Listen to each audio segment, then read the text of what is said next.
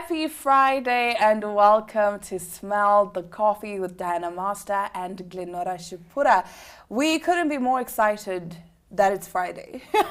I'm a little bit annoyed with you. Why? What did I do? I'm out here looking, very corporate, very formal, and you're just out here like, what? Let's go for drinks, let's have fun. I'm in my... I feel like I'm the serious one. Like, people are like, oh, that one's just too serious. She's too... I'm just like a high school girl today. Yes, with the exactly. I think I wanted to look very cute today. The theme was cute.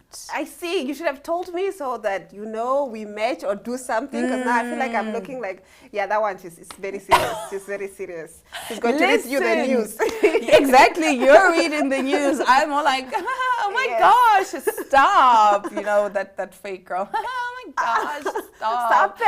And then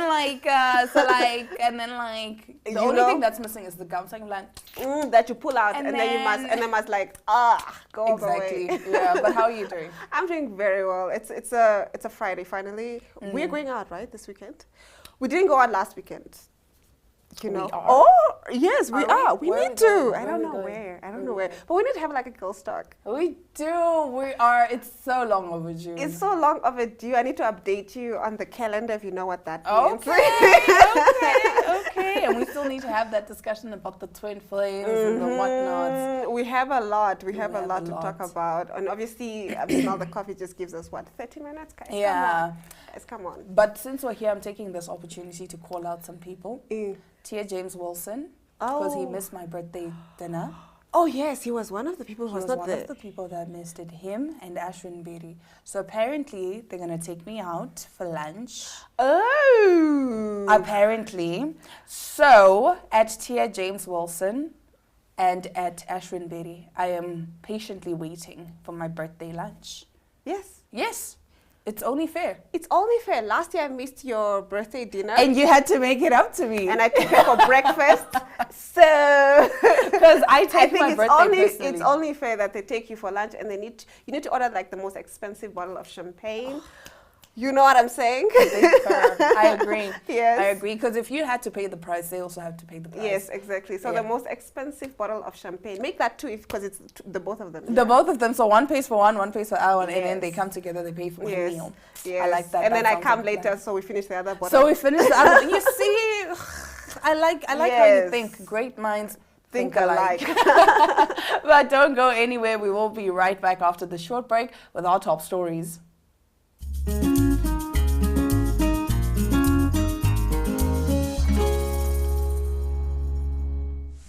There's music galore at the VRS Sports Fields come December when Vocal Cast Production brings you SA's Mikasa along with top Namibian artists Paige, Jared G and DJ Malza on December 2nd. If jazz is more your style, don't miss the smooth sounds of Fujazz, Casey, Letitia, Don Vino, Judith Safuma and Major Sevenths on the 3rd.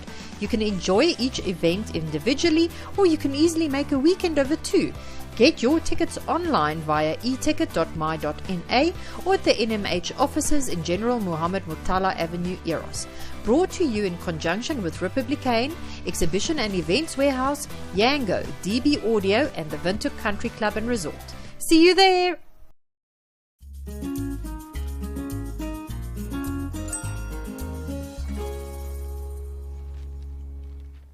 Okay, starting off our top stories today, a woman allegedly poisons lover after learning he was planning to leave her following $30 million inheritance. In a disturbing turn of events, a North Dakota woman, Ina Thea Kanoya, 47, allegedly poisoned her boyfriend, Stephen Edward Riley Jr., who was 51. Excuse me. The crime was committed after the woman felt betrayed by her man. Stephen Edward Riley Jr. met with his lawyer on September the 3rd to collect a substantial inheritance amounting to $30 million as witnessed by individuals close to the case. However, Riley became seriously ill, but his girlfriend Kanoya did not call 911 until the following day when paramedics arrived at Riley's Minot residence to find him unresponsive. Unfortunately, he passed away in the hospital the day after that. An autopsy revealed that Riley had been fatally poison by ingesting antifreeze, which the police suspect was done by Kanoya. In the days leading up to her arrest, Kanoya posted on Facebook denying her involvement in the murder and suggesting that Riley had died by suicide. Kanoya reportedly shared her plans with investigators, indicating that she intended to share Riley's sizable inheritance with his son. She asserted that her claim to the fortune was based on their common law marriage. However, it is important to note that North Dakota does not legally recognize common law relationships. In a troubling twist, Riley had apparently expressed his intention to end the relationship shortly after receiving his inheritance. Kanoya now faces a serious AA felony murder charge, the most severe in North Dakota. She is being held without bond at the Ward County Detention Center. Notably, she is representing herself in court. She's representing herself. What? First of all, this is a wild story. I mean, it's very unfortunate that a man has died. Yeah. But so this woman went like, so after you got like 30, is it 30, 30 now you million? just wanna leave? Now you're gonna leave? I stood by you when you had nothing. Now you're gonna leave me? No. It doesn't work, like that. No. It reminds me of that Beyonce song, Ring the Alarm. I'll be there. Like if I see another chick next to you, ring the alarm. You better ring the alarm because I'm right there. I'm right there. I'm coming for you. But I'm sorry. I'm not saying what she did was right, but I'm saying I understand. I'm not saying she was right. I understand.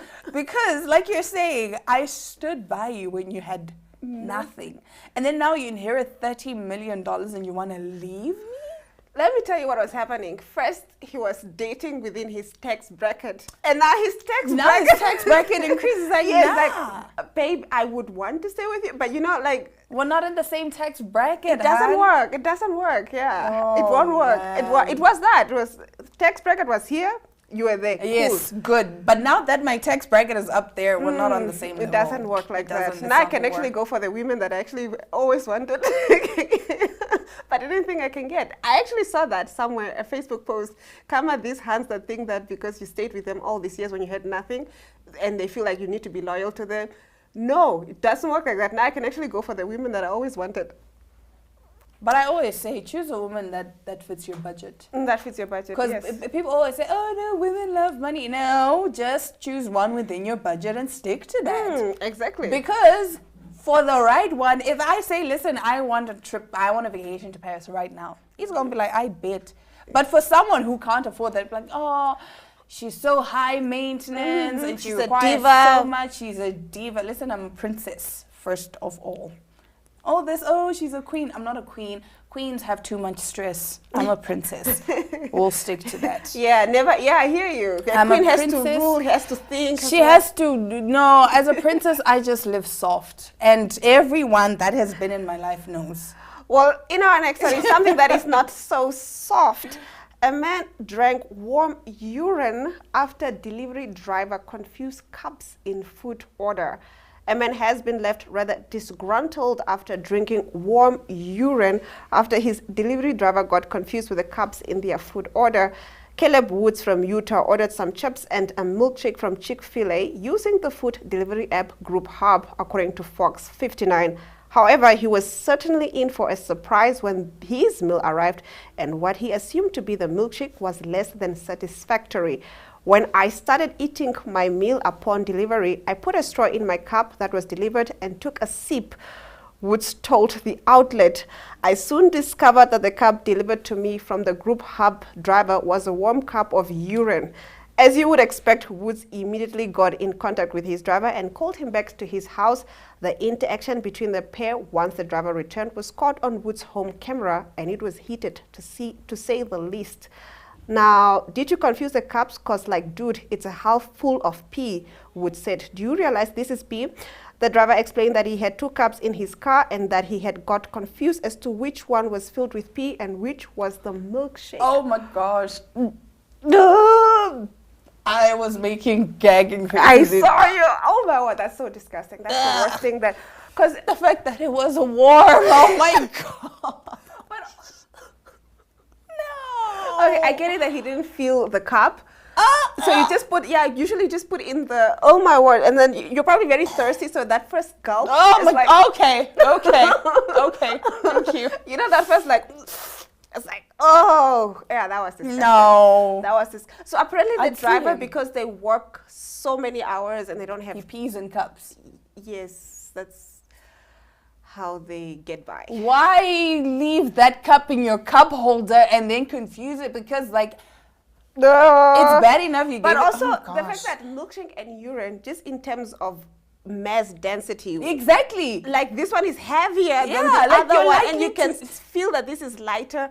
How did you And mix when that up? has a milkshake ever been warm? Exactly. Nah, that man needs to speak his truth. He probably had some vendetta against Against this. him. Like, No, apparently it was an honest mistake, according to him. I would sue him. In all honesty, And then I'm when this suing. guy complained, they apparently said they fired the guy, so he's fired.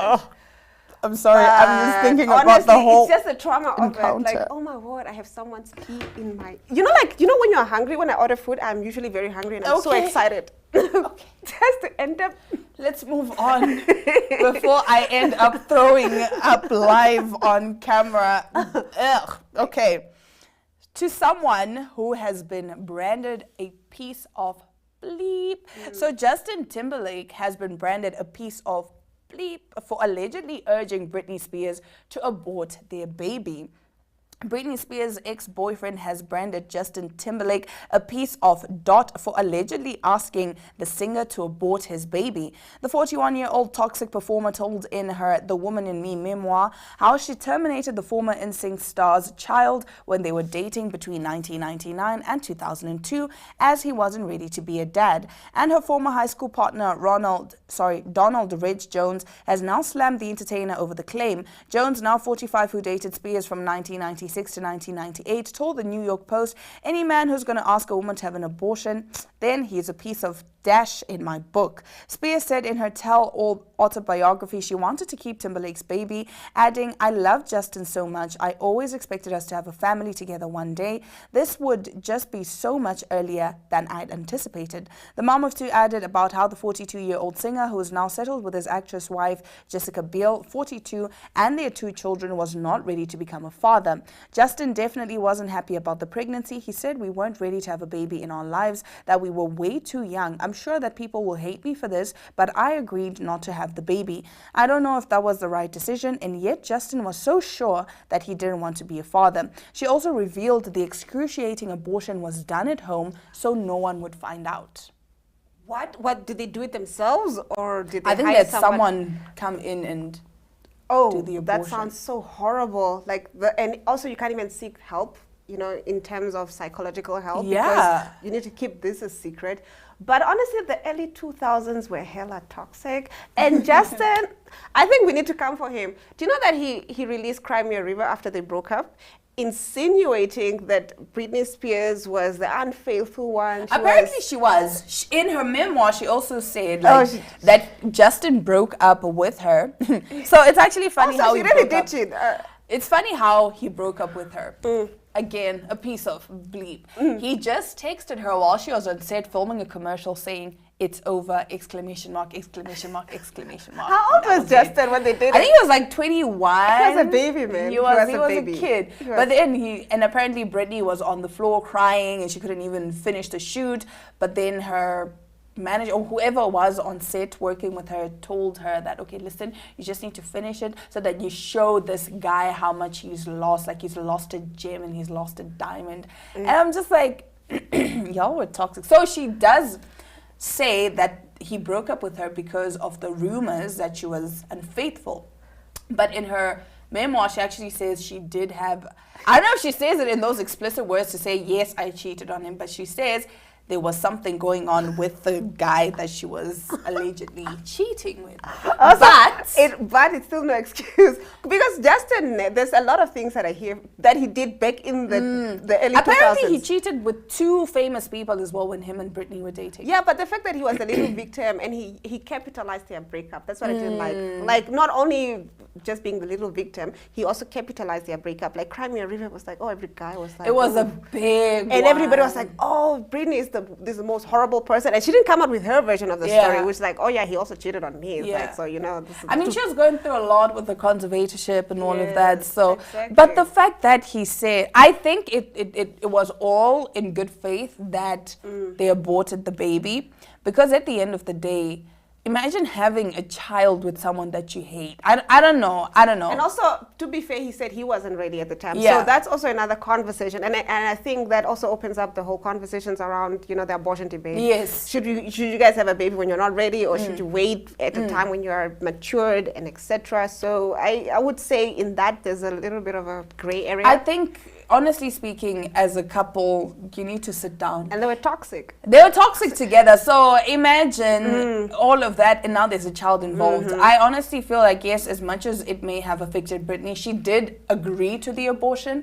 Because also, you don't want to raise a child with someone that is not ready, because now they're constantly going to be reminding you, but I told you. I didn't want this I child. didn't want this child. And you have to yes. force them to be a parent. Exactly. Which is, you can't force someone to do something that they don't want to do. So, I mean, if she really wanted to keep the baby, she could have found ways around it. But I guess for her as well, the fact that he wasn't ready to be a father, that played a part in that. But let us know what you think of some of our top stories today in the comments section. Now, after the break, I speak to Toshi, and we had a very interesting conversation, because they published a book written by young lesbians in Namibia. Stick around.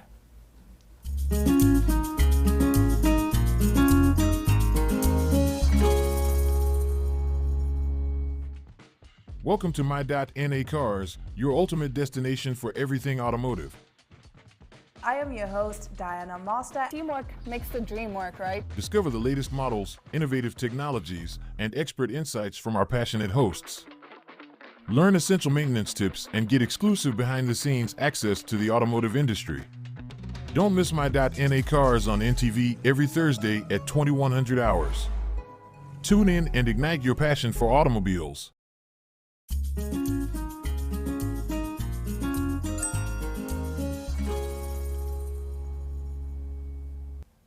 You're still watching Smell the Coffee. Now, I have with me in studio today Toshi Haufiku, a multidisciplinary artist. You're a musician, a performance consultant, an author now. What are you not? I guess I don't know. Exactly. But- That's why we just refer to you as a multidisciplinary artist. Yes.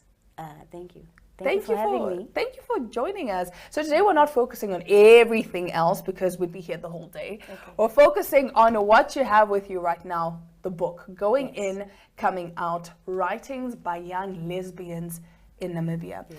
I have to say, it's the first of its kind in Namibia. Yes, it's an anthology, and it's been compiled over the last 4 years. It's been such a struggle. Finally, it's here. Finally, it's here live and in color. We get to Yes. fully experience it. Yes. So talk to us. Let's go through the book and the themes. What are some of the themes in the book? So the book comes in several themes. I'll just read the themes out for you guys, if that's fine.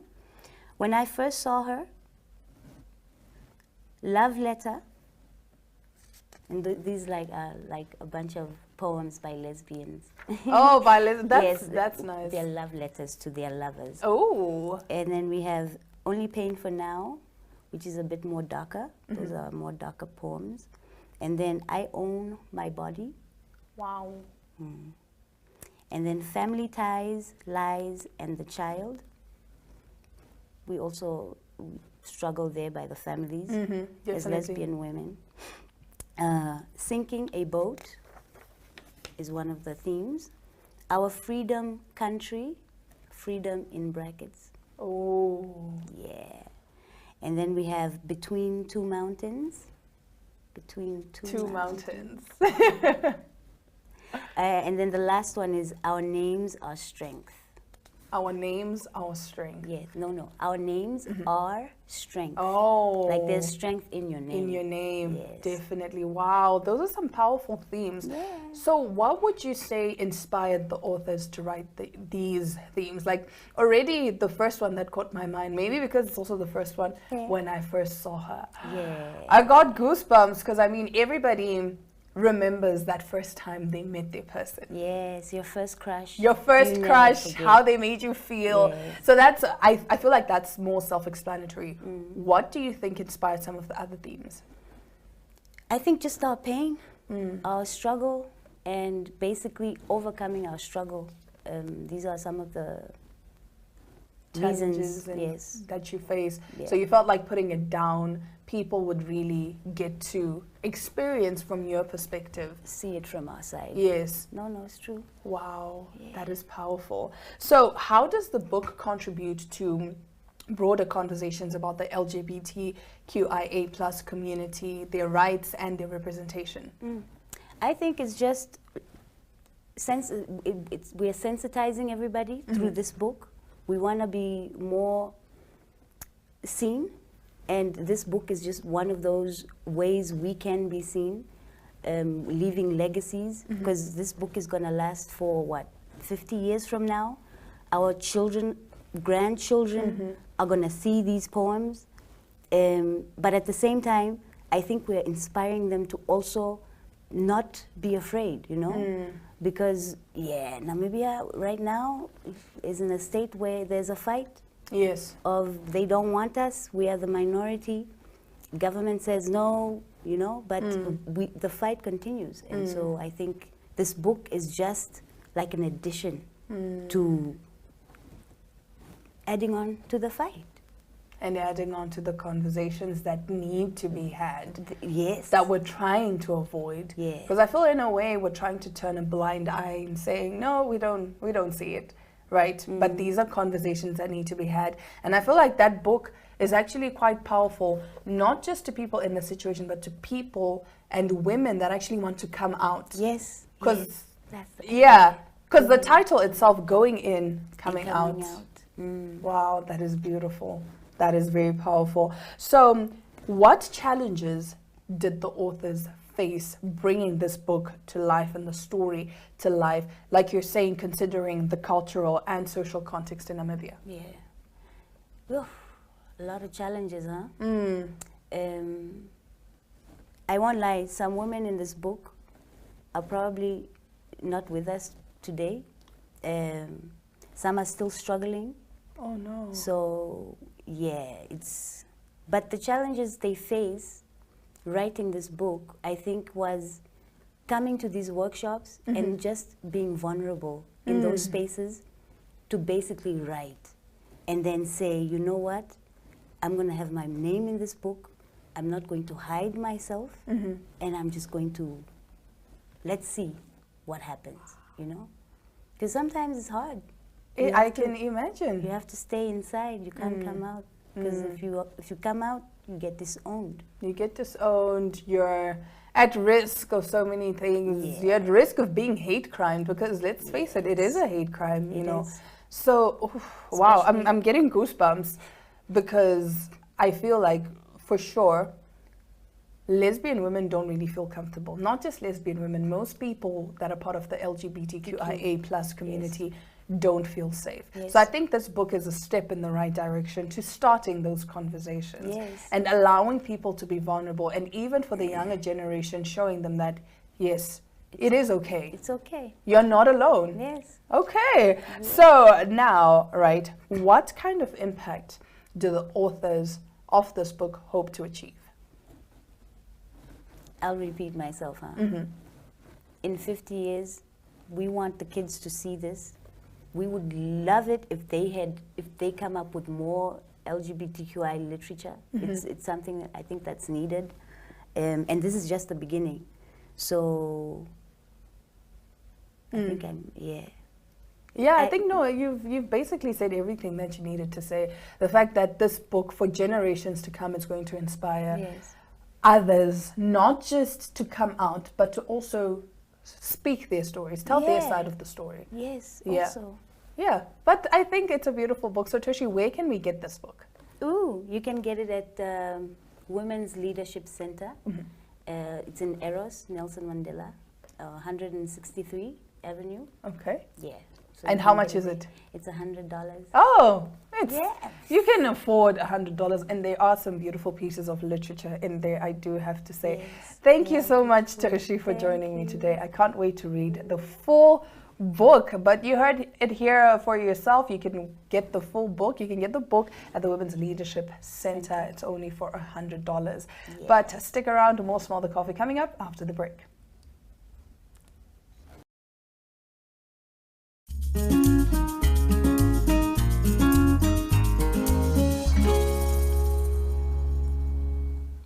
Well, the show is done, which means Glenora and I are on our way to the Bastrada. We're going to get some mimosas. We're going to get some mimosas. It's never too early to start drinking. It's 7 p.m. somewhere in the world. Somewhere Remember, in the we told you that world. So here. we're going to go drink mimosas, and then later on we get to the heavy stuff. Yes. Tonight is our year-end function, so excited for that. So we're going to be, after the mimosas, we're going to get dressed. I'm going to be dressed to the gods. Hot. I'm going to be dressed to the gods. I'm excited for my outfit. I actually can't wait to see it.